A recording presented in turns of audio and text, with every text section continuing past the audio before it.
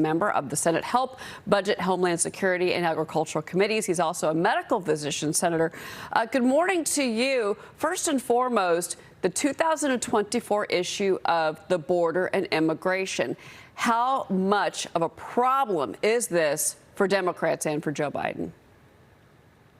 Well, I think it's next, if the economy wasn't so bad, this would be their weak link as well. And I think fentanyl is the great example of that fentanyl poisoning is exploding across this nation, and it's because of an open border.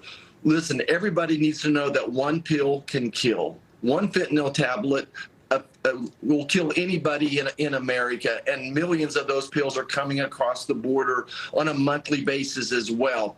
It is easier and cheaper for a child, a young adult, to purchase fentanyl online than it is to get pizza delivered to your home. So everybody's seeing this, and it is an issue that I hear about every day across the state of Kansas. Well, you've got this new poll that finds that Americans say opioids and fentanyl is the #1 health threat that faces the U.S. So you've got this campaign, One Pill Can Kill. I want to be clear, kind of add some context to what you're saying. It's a week of action to bring awareness to the crisis.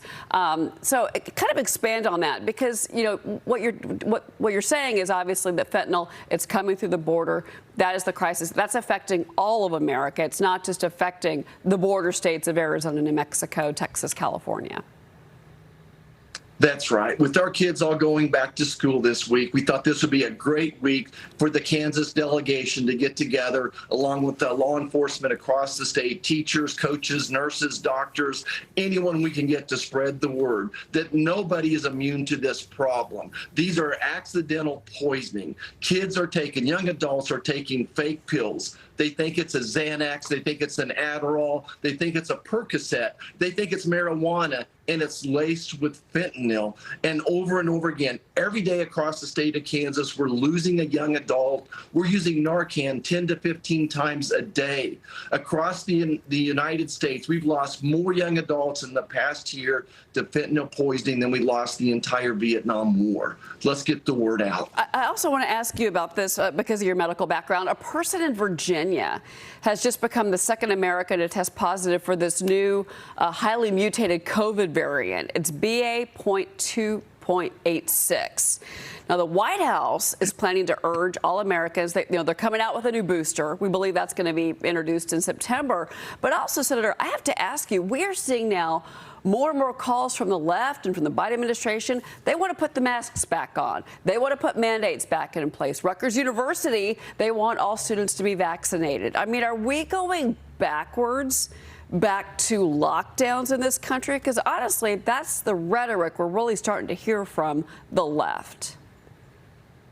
Well, first of all, I want to encourage every one of your listeners to talk to their doctor. Every person is unique, and then based upon their decision and their physician, they should decide whether the vaccine is right for them or not. The good news is so many of us have already had the virus, and that should give us some protection. The problem with the White House and the CDC is they've lost their reputation.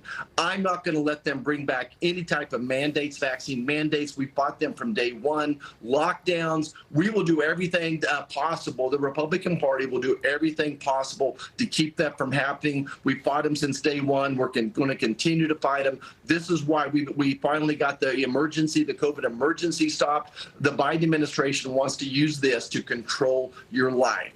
We will fight them tooth and nail on this one. Senator, before I let you go, I have to ask you, the first GOP debate is tonight. 8 candidates going to be on that stage. What's most important to you? What do you want to hear from these candidates tonight? Right. Well, I can sure feel the excitement on your show. I think we're all feeling the excitement. Everyone put your pearls on, right? I think what's important is that the Republican Party shows a positive message, that we share with America how much we care.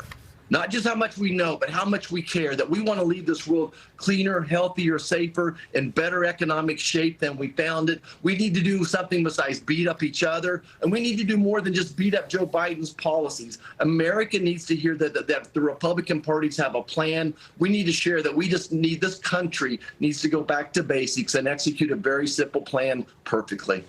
Well, Senator Roger Marshall, we certainly appreciate you coming on. Obviously, the fentanyl crisis, the border, and then the plan by Republicans for America, inflation, health care, everything else. All of these issues so important, and you're certainly leading the charge when it comes to the fentanyl crisis. Thank you, Senator Marshall. It's good to see you. Thanks, Cheryl. All right.